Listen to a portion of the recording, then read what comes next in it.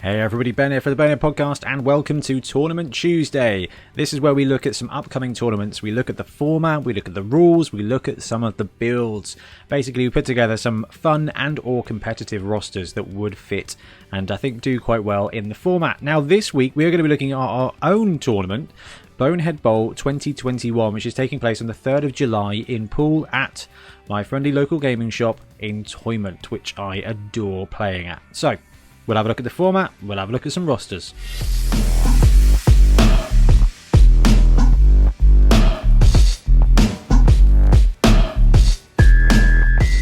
Now, we've talked through Bonehead Bowl a couple of times now, and this one is going to be more of a low-level skill and team value kind of tournament than some of the others we've looked at here. So it's 1 day, 3 rounds at, like I said, at Entoyment. Now, the great thing about having 3 rounds is it means you've got a little bit of time in between those rounds. You've got a bit of a break in the lunch break. And when you're at a shop like Entoyment, where the downstairs is just a treasure trove of goodies, you want a little bit of that time. Now, it is limited and it is sold out because of current COVID rules. If they change one way or another, we might have to swap some stuff around, but currently it's sold out and capped at 24 players.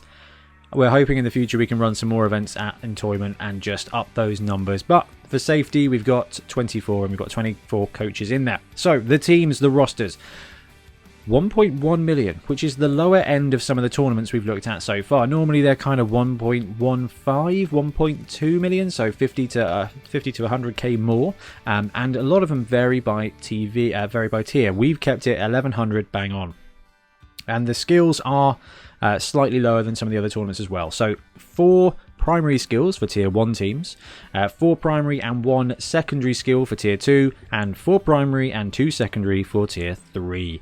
1 skill per player max, and the whole point of this event is it's the beginning of July, right? We only started being able to play outside, I don't know, 8 weeks ago at tops. So we're expecting some of these coaches to be coming and playing potentially their 3rd or 4th game of Blood Bowl 2020 on the tabletop at this event, and that is pretty big. That is kind of big. And what we wanted to do is we wanted to have that low TV and that low skill count to make the game as simple as possible. But we know from talking to you guys here that League is the biggest and potentially best way to play Blood Bowl, so we wanted to give these coaches a good experience of a team in a kind of League TV setting. So if you want to bring Black Orcs and see how Black Orcs play, you will know whether or not you're going to enjoy them for your league. So that's why we went low skill in this one. We wanted it to be nice and simple for new coaches and people who are new to the Blood Bowl 2020 format. Okay, so my tier 1 list, I've gone with Dark Elves. So what I'm trying to do is rotate these tier teams and kind of choose one of the better ones for each event. Dark Elves. I love Dark Elves. They are a really solid tier 1 team. They are very flexible and very dodgy. And at 1100, you get quite a lot of what you want. 4 blitzers, 1 witch elf, 1 runner, and 5 linemen takes you up to 11 players. You get 2 rerolls, an apothecary, and an assistant coach. So the apothecary and assistant coach comes to 60k. Your linemen are 70k. So you can't quite get a 12th player here without dropping a runner down and dropping the runner and an apothecary and taking 2 linemen. If you do that, then you miss out on this opportunity here.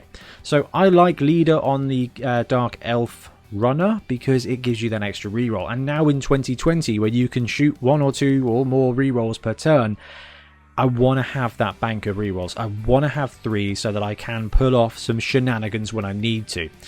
Skills wise, this team is tier 1, so it gets 4 primaries. We've gone with 2 dodge on those blitzers. We get 4 blitzers, and now 2 of them are movement 7, edge 2 plus, strength 3 blodgers. That is going to allow us to disengage where we want and strike exactly where we want to.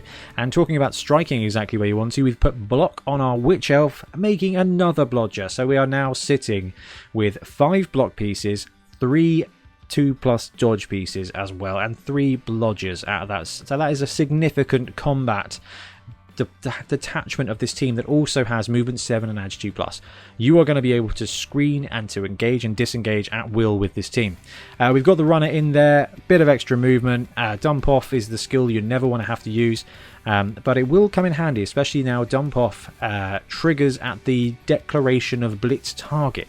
So as soon as the Minotaur says I'm blitzing you, you go pass the ball off, cheeky 3+. It's not great, but it does give you a chance. And it saves some cash on that reroll to boost up. Now, there's a couple of things you can do. If you don't want to run the runner and you're happy with 2 rerolls, you can drop the runner and the apothecary and take 2 linemen instead. That's going to give you 12 players. It's tough. I would rather have the apothecary because I'm happy running 10 elves if 5 of them are blodgers, right? It's fine. Like, I'm happy to run with 9 players if I've got my positionals, and that apothecary is going to help keep one of your positionals alive and or on the pitch. Go watch Theory Thursday last week. So I like this roster. You're going to get a real good feeling of how your Dark Elf team is going to start to appear, to start to take shape after 4 games in a league. And I like that. And I'm not going to lie, this is going to win games. Tier 2, I've gone with Nobility. Nobility is hot at the moment. I've loved playing dozens of games with this team. It's just so much fun. But as our patrons pointed out, if you're going to run Nobility instead of Bretonnians, you kind of got to take the Ogre. Now, Nobility is an expensive team, so even at 1100 you can't quite fit everything in that you want. But we're not far off, so bang on 1100 here. Ogre, 2 blitzers, 3 bodyguards, 2 throwers, 4 linemen. That takes us up to 12 players. We've got 2 rerolls, 1 assistant coach as well. So 3 bodyguards, 2 throwers. Yes, you can upgrade You can upgrade a thrower to a bodyguard by dropping your 12th lineman. But from playing Nobility as much as I have, you need that 12 lineman. Dark Elves can get by just fine with 8, 9, 10 players on the pitch. Nobility can't. They don't have the speed, they don't have the agility. You need your numbers to be able to allow your players to do what they need to do. Having that 12 lineman is going to be really, really, really, really important. Now, what you can do is drop a lineman and an assistant coach and take an apothecary instead. But your blitzers are going to be fine. If you lose a bodyguard, that's fine. You've got 2 others. If you lose a thrower, that's fine. You've got 1 more. You don't need the specificity of that apothecary. What you need is numbers. And taking that 45k lineman number 12 is going to be really, really useful. Now, you do have the Ogre.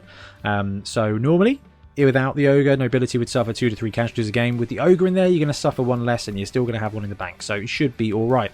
Skills. Tier 2, 4 normal, 1 double. And yes, the double's going on the Ogre. If you've got a big guy and you've got a double in a tournament, you've really got to want to do something special without just giving them block. Ogre with block here is going to be a great blitzer for us, and it was also going to do a pretty tasty job of being a big guy blocker on the line of slaughter. 2 blitzers, we can boost them both up to movement 7, add 3+ blodgers, not as good as Dark Elves, but they are going to be very good. And with that catch skill as well, they are an absolutely superb handoff target. Even in 1 tackle zone, you've got a 75% chance of catching that ball, and then you've got 88% chance of just dodging out into the open, and you've got 7 squares of movement. So anywhere within 9 squares of the end zone, you've got a pretty reasonable scoring threat. 1 guard on a bodyguard. I'd like to give more, but 1 is going to have to do for this roster. The last skill goes to the leader for the thrower to give us that 3 rerolls. Same I said before, you can run 2 rerolls, that's absolutely fine. You can drop that reroll number 2, boost up a bodyguard, take another lineman. That, you can do that. I like having 3. You're going to have more fun. And I guess it may not be correct, but I do like it. Now, guard on a bodyguard, does it combo well with wrestle? Actually doesn't work too bad. Wrestle is an option on defense. We always think it works great on offense because you can drag any sucker down, doesn't matter what skill they've got. But on defense, stand firm wrestle gives you such control. If they don't have block, do I want the turn to end? If they do have block, do I want to take them to the ground? Yes, you do.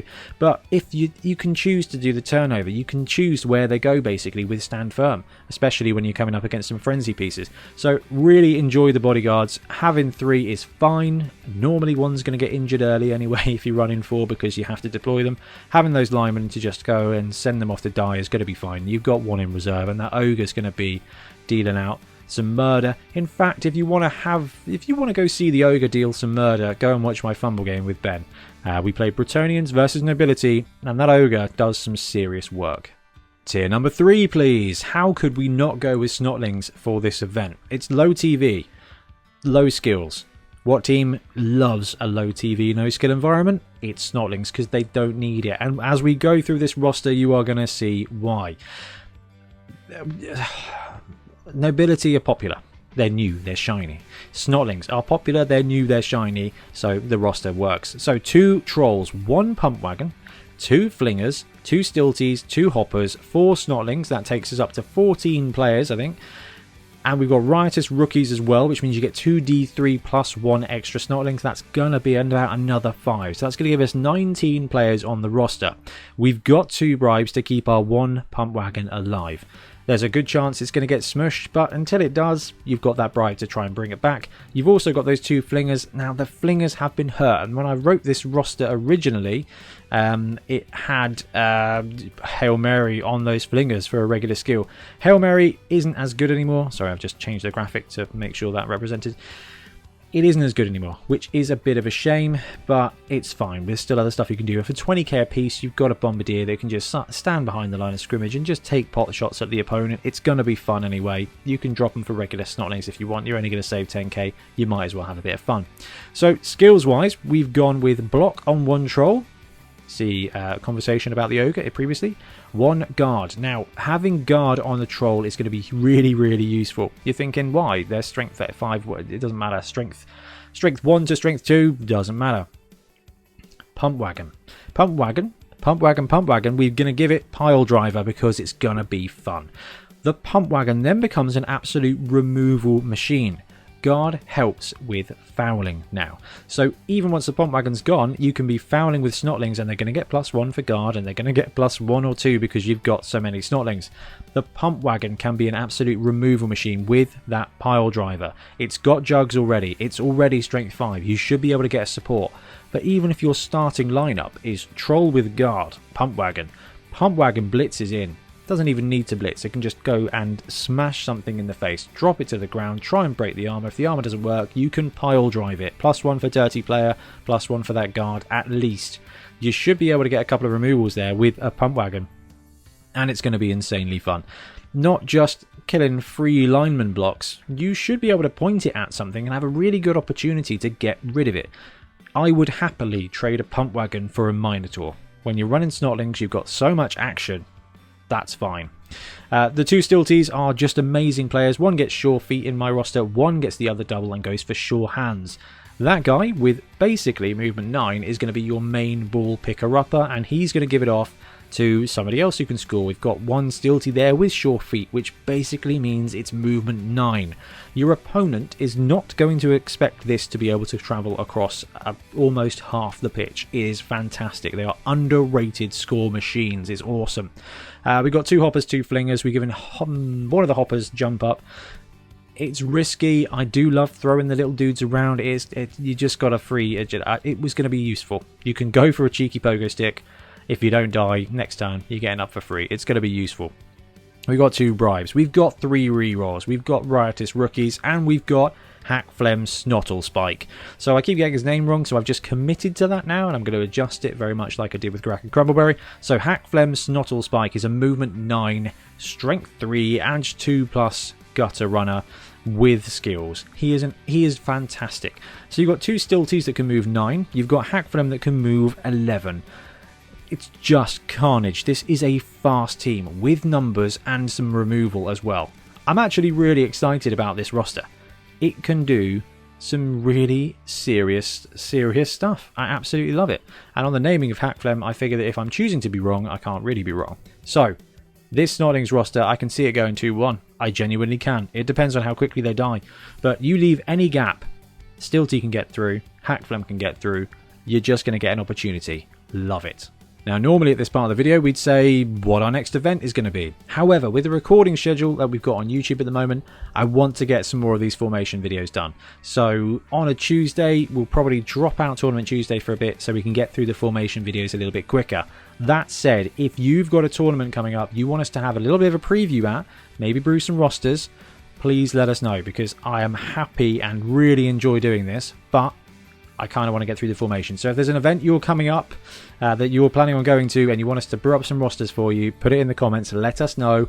We'll get some feedback and we'll start working on it together. Otherwise, we'll get through the formations and then resume tournaments after that. Anyway, thank you ever so much for watching. We'll be back soon with more Blood Bowl content. Happy blocking.